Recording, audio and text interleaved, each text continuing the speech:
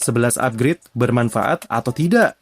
Kalimat itu merupakan sindiran terhadap Ferrari, yang pada GP Miami pekan lalu jadi tim dengan peluncuran upgrade terbanyak. Namun hasilnya mereka malah kalah dari McLaren dan Red Bull.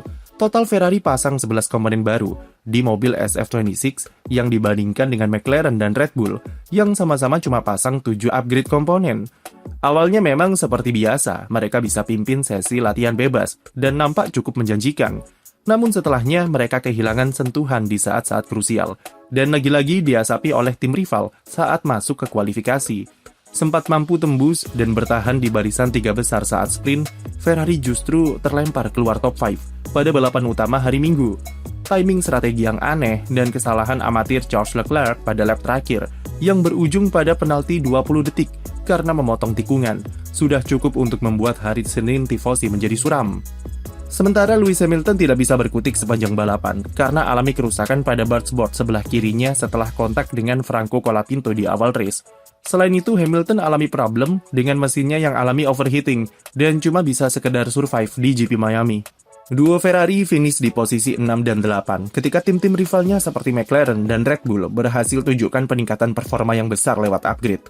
Sebelumnya apa saja 11 upgrade yang diberikan Ferrari ke SF26? Upgrade ini meskipun diklaim merupakan spesifikasi besar, namun Ferrari sebenarnya cuma bermain dalam sentuhan detail untuk optimalkan performa mobilnya. SF26 sudah punya basis dan aero dan sasis yang bagus, yang mana Ferrari hanya perlu berikan perhatian ke hal-hal bersifat detail. Sama seperti tim lain, Ferrari merombak sedikit profil end plate dan deflektornya untuk meningkatkan stabilitas airflow serta manajemen tire wear lewat outwash yang dihasilkan. Kurang lebih fungsinya sama seperti McLaren, yaitu untuk menjaga airflow tetap konsisten stabil di area floor dan bodi samping mobil. Suspensi depan juga mendapat optimalisasi dengan perubahan posisi kaki fairing belakang untuk tingkatkan aliran angin yang mengalir ke area underfloor atau downstream. Ferrari berikan sentuhan detail di area bargeboard, yaitu dengan membagi elemen vertikalnya menjadi 3 area terpisah, guna membentuk vortex dan sebagai bagian dari manajemen tire wear.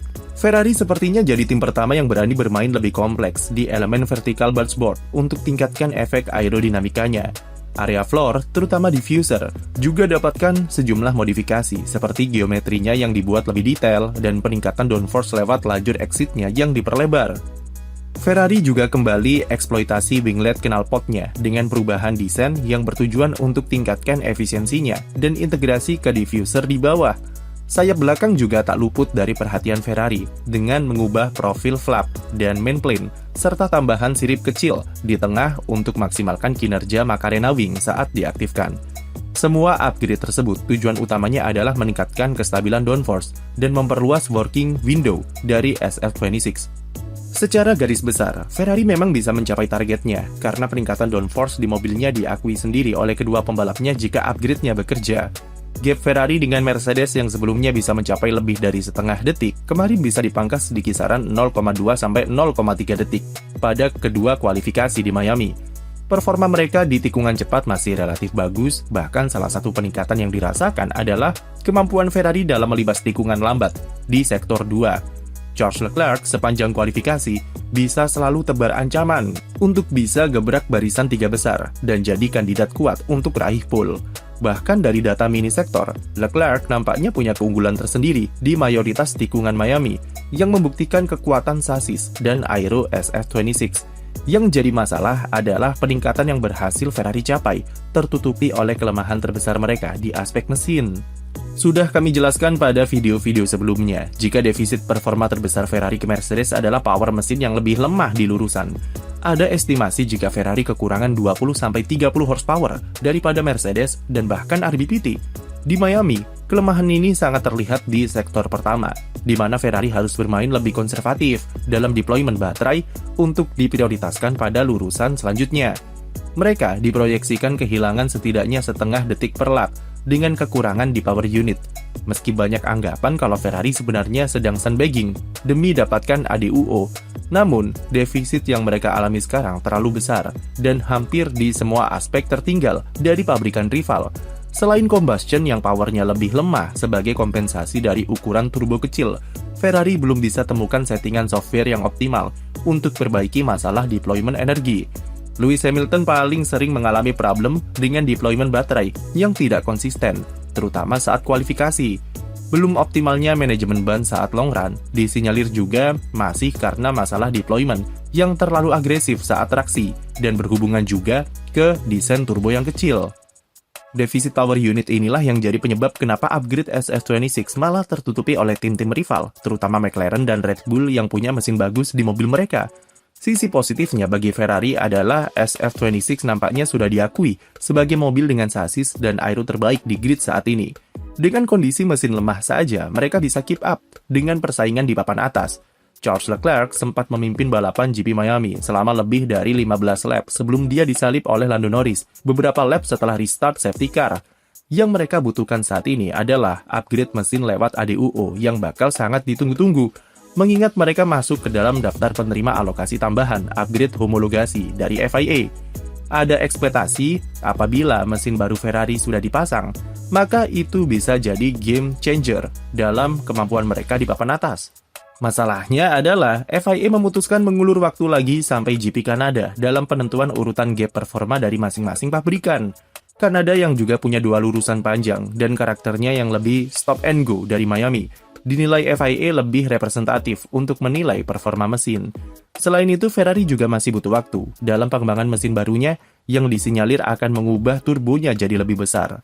Meskipun ADUO bisa diterapkan setelah GP Kanada, Ferrari harus melewati proses validasi serta verifikasi dari FIA terlebih dulu, dan rencananya upgrade mesin baru bisa dipasang pada GP Belgia mendatang.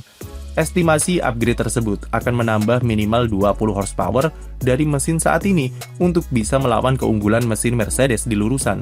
Selain itu, dengan mesin lebih powerful, Ferrari jadi punya ruang lebih besar untuk mengatur deployment baterainya supaya lebih stabil dan tidak terlalu besar bebannya.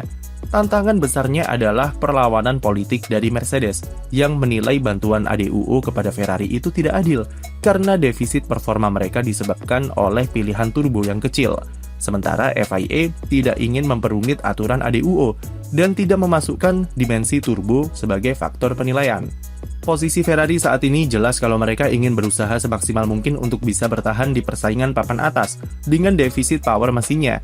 Entah benar atau tidak kalau ada permainan sandbagging untuk dapatkan ADUO, tapi ini merupakan konsekuensi dari desain turbo kecil serta material yang dipilih oleh Ferrari dalam hadapi regulasi 2026.